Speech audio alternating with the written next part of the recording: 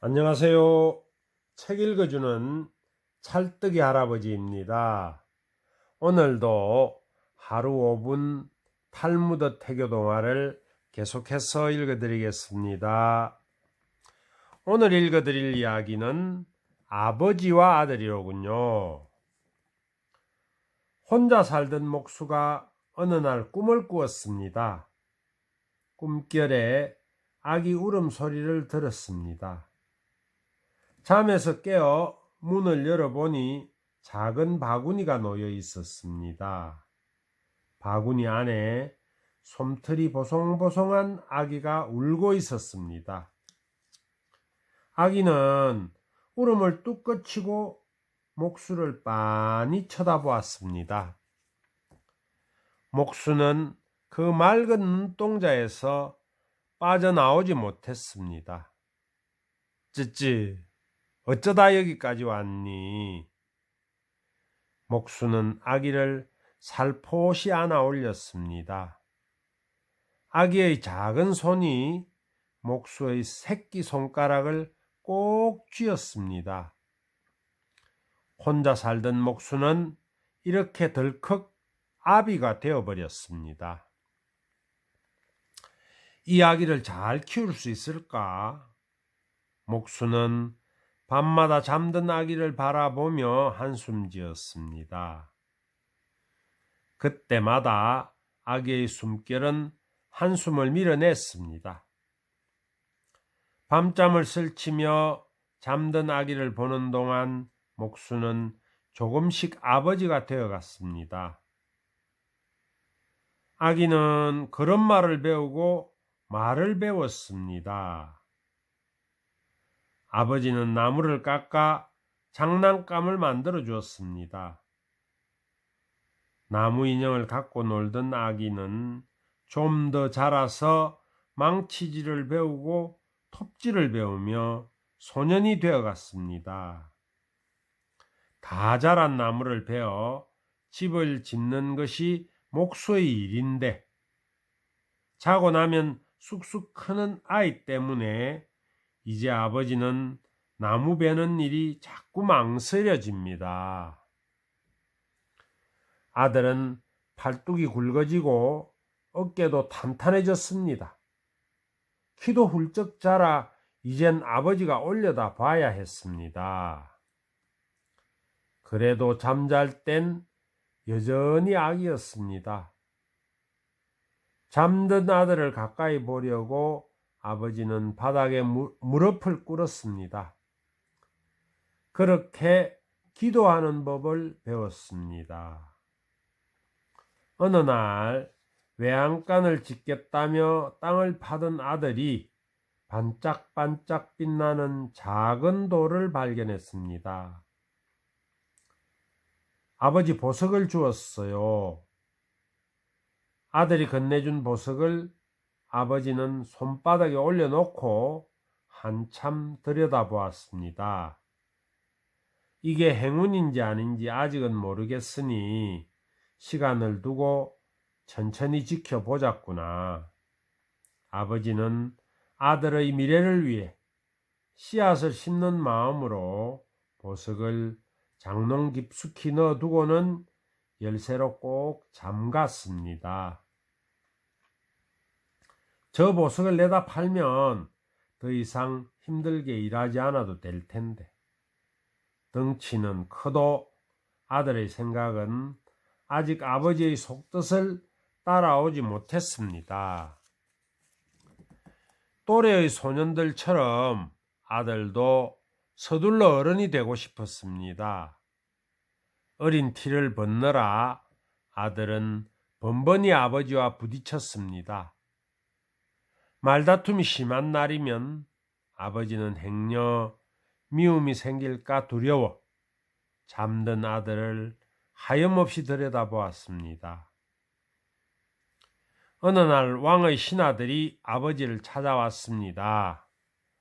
궁을 새로 짓는 일에 노련한 목수가 필요하다고 했습니다. 거역할 수 없는 부름에 아버지는 긴 여행을 준비했습니다. 다만 아들을 혼자 두고 가는 것이 못내 마음에 걸렸습니다. 그날 밤 아버지는 한참 못 볼 아들의 잠든 얼굴 앞에서 또 한숨을 쉬었습니다.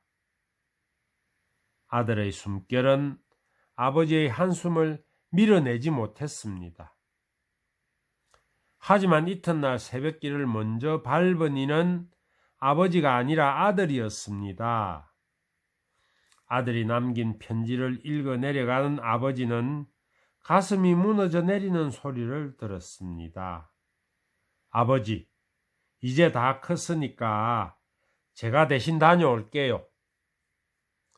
아들은 뛰어난 목수의 자식답게 맡은 일을 거뜬히 해냈습니다. 큰 도시의 화려한 겉모습에 잠시 넋을 잃기도 했지만 인물을 잊는 법은 없었습니다. 기둥을 세우고 석가래를 잇고 지붕을 올리는 동안 계절이 서너 번 바뀌었습니다. 집 떠나 세 번째 봄을 맞던 날 아들은 구릿빛 얼굴을 자랑스럽게 치켜들며 고향으로 향했습니다. 하지만 다시 만난 아버지는 아들이 그리워하던 그 모습이 아니었습니다. 퀭한 눈에 깡마른 얼굴, 하얗게 센 머리카락. 아버지는 아들을 알아보지 못했습니다. 아들이 타지에서 보낸 3년이라는 세월이 아버지에게는 30년처럼 길었습니다. 이웃 어른들이 찾아와 아들에게 말했습니다. 내가 떠난 뒤로 줄곧 불면증을 앓기 시작했단다. 잠을 자야 낫는 병인데 잠을 통 못 자는구나. 참 지독한 불면증이지. 아들은 그의 눈물을 쏟았습니다. 아들은 용하다는 의사들을 찾아다니고 깊은 숲을 뒤져가며 약초를 캤습니다. 하지만 불면증은 좀처럼 낫지 않았고 아버지는 한순간도 잠들지 못했습니다. 아들은 조금씩 지쳐갔습니다. 그리고 언제부터인가 늘 깨어있는 아버지의 퀭한 눈에 점점 익숙해졌습니다. 아버지는 온종일 마당 한 구석 낡은 의자에 앉아 끝없는 먼 산바라기만 하고 있었습니다. 이듬해 여름 왕궁으로 향하던 한 무리의 상인들이 잠시 마을에 들렀습니다. 돈이 될 만한 물건이라면 무엇이든 다 사들인다는 장사치들이었습니다. 마을이 들썩였습니다. 저마다 집안 구석구석을 뒤져가며 갖가지 물건들을 들고 나와 줄을 섰습니다. 상인들은 그 물건들을 번쩍번쩍 빛나는 금화로 바꾸어 줬습니다. 그 순간 아들은 기억 속에 묻혀있던 작은 보석을 생각해냈습니다. 우리 집에 완두콩만한 보석이 하나 있는데 얼마나 할까요? 못해도 금화 300냥은 좋게 될 거요. 한순간의 삶을 바꾸고도 남을 돈이었습니다. 아들은 곧장 집으로 달려갔습니다. 가는 내내 심장의 고동이 멈추지 않았습니다. 집은 늘 그렇듯 무거운 침묵에 잠겨 있었습니다. 아버지 열쇠 어디 있어요? 장롱 열쇠. 아들은 우당탕 문을 열어젖히며 아버지를 불렀습니다. 마당 한 구석 아버지의 낡은 의자는 텅 비어 있었습니다. 어찌 된 일일까? 아들은 고개를 갸웃거리며 집안을 뒤졌습니다. 그때 아버지의 방에서 코 고는 소리가 들려왔습니다. 살며시 문을 열자 침대 위에 아버지가 곤히 잠들어 있었습니다. 아, 드디어 잠이 드셨구나. 아들은 살금살금 다가가 아버지의 잠든 얼굴을 들여다보았습니다. 아기처럼 천진하고 평화로운 모습이었습니다. 장롱 열쇠는 베개 밑에 깔려 있었지만 아들은 차마 손을 뻗을 수가 없었습니다. 아버지의 잠든 얼굴에 살짝 미소가 번졌습니다. 무슨 꿈을 꾸고 계실까?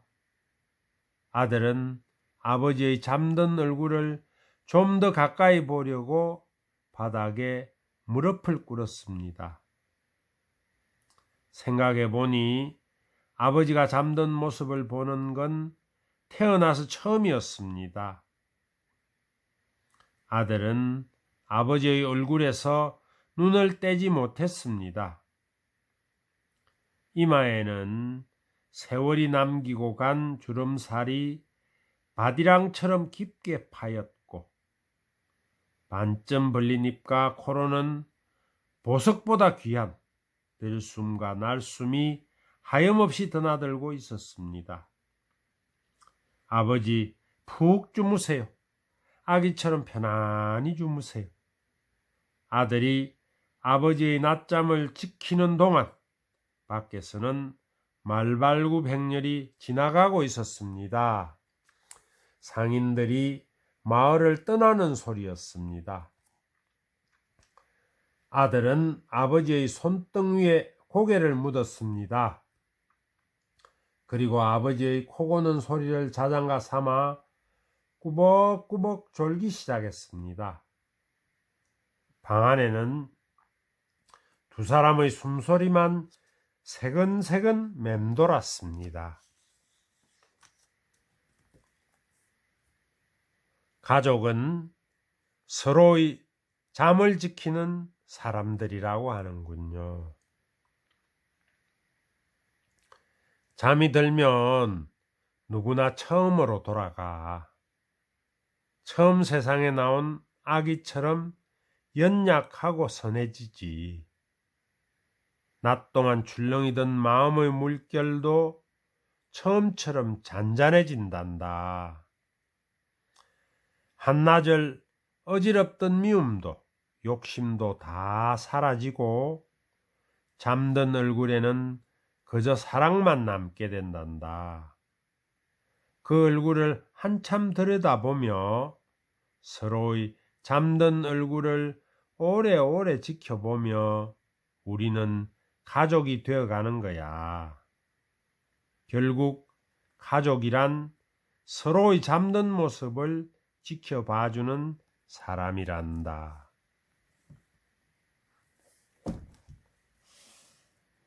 이어서 김용택 시인이 고르신 필사하기 좋은 태교 명시 한 편을 읽어드리겠습니다. 오늘은 이 책의 저자이신 김용택 시인의 섬진강 15 겨울 사랑의 편지를 읽어드리겠습니다. 섬진강 15 겨울 사랑의 편지 김용택. 산사이 작은 들과 작은 강과 마을이 겨울 달빛 속에 그만그만하게 가만히 있는 곳. 사람들이 그렇게 거기 오래오래 논과 밭과 함께 가난하게 삽니다. 겨울 논길을 지나며 맑은 피로 가만히 숨 멈추고 얼어있는 시린 보린잎에 얼굴을 대보면 따뜻한 피만이 얼 수 있고 따뜻한 가슴만이 진정 녹을 수 있음을 이 겨울에 믿습니다.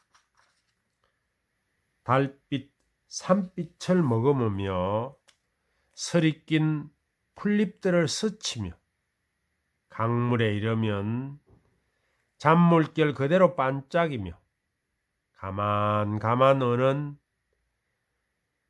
살당김의 잔잔한 끌림과 이 아픔, 땅을 향한 겨울 풀들의 몸다 닌 이 그리움, 당신 맑은 피로 오는 겨울 달빛 속의 물풀, 그 풀빛 같은 당신을 사랑합니다. 김용택 시인은 섬진강 파수꾼이라고 불리우기도 하지요. 섬진강 평화로운 마을에 살면서 아름다운 시를 많이 짓고 들려주시는 시인입니다. 오늘도 탈무드 태교동화를 들어주셔서 고맙습니다.